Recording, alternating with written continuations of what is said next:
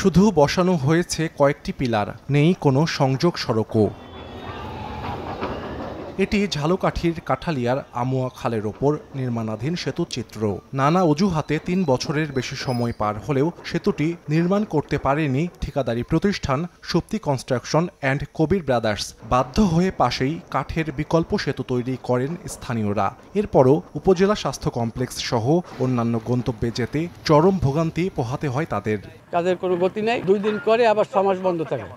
এবং পাশের যে এখানে বিকল্প যে ফুট ব্রিজটা করা হয়েছে এটা অত্যন্ত ঝুঁকিপূর্ণ। একটা যদি অটো ওঠে মানুষ আর আসতে পারে না। সব ছাত্ররাই ভোগান্তিতে পড়ে এবং অনেক ছাত্ররাই আহত হয়েছে ব্রিজটা থেকে। আমাদের ভোগান্তি, যাত্রীর ভোগান্তি, সকল লোকের ভোগান্তি। সিরিয়াস যে সকল রোগী এখানে আসে এবং সাথে গর্ভবতী মা, তাদের জন্য আসা কাঠের বৃষ্টি দিয়ে খুবই ঝুঁকিপূর্ণ। সেটি যেহেতু তক্তাগুলো ভেঙে গেছে, বাঁকা হয়ে গেছে। তবে চলতি বছরের ডিসেম্বরের মধ্যেই কাজ শেষ করার পরিকল্পনা রয়েছে জানিয়েছে এলজিইডি। গার্ডারের কাজ চলমান রয়েছে, তো ঠিকাদার 2025-এর ডিসেম্বর পর্যন্ত সময় চেয়েছে, এর মাঝেই সে কাজটি সম্পন্ন করবে। বর্তমানে আসলে যে জনভোগান্তি তৈরি হয়েছে, জনভোগান্তি দূরীকরণে এলজিডিও চেষ্টা করছে দ্রুত সময়ে কাজটি শেষ করার জন্য।